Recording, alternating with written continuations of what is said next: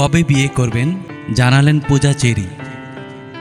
ঢাকাই সিনেমার জনপ্রিয় নায়িকা পূজা চেরি বাংলাদেশের একটি স্যাটেলাইট চ্যানেলের আয়োজনে মালয়েশিয়ায় বসন্ত উৎসবে যোগদান করার জন্য বর্তমানে কুয়ালালামপুরে রয়েছেন পূজা চেরি।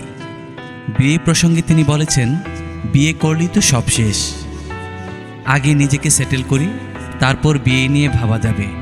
আপাতত সিনেমা নিয়ে ব্যস্ত থাকতে চাই, আর আমার কাছে মনে হয় আমি এখনও সেটেল না, আরও অনেক দূর পাড়ি দিতে হবে, যেতে হবে অনেক দূর।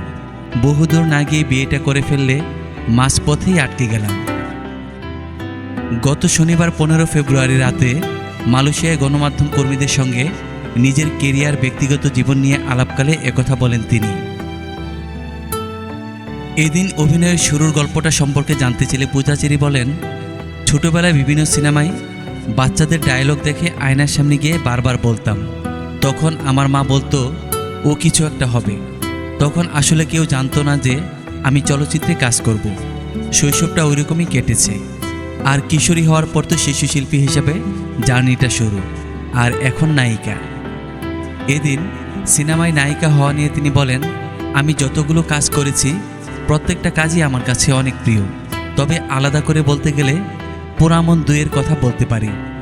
যখন ঘোষণা হয়েছে পোড়ামন 2-এ পূজা চেরি নায়িকা হবে, তখন সবার মনে একটা সংশয় তৈরি হয়, ও তো এখনও শিশু শিল্পী, ও কি নায়িকা অভিনয় করতে পারবে কিংবা রোমান্টিক অভিনয় করতে পারবে? তখন জাজ মাল্টিমিডিয়ার আব্দুল আজিজ বলেন, যেহেতু পোড়ামন 2-এর প্রোডাকশন একটু দেরি হচ্ছে, ওকে দিয়ে আরেকটা সিনেমা করা যায়, সেটা হচ্ছে নূরজাহান।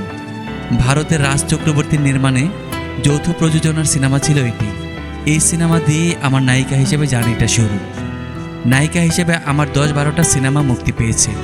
মুক্তির অপেক্ষায় রয়েছে আরও 2-1টা সিনেমা, যেমন নাকফুল ও মাসুদ রানা।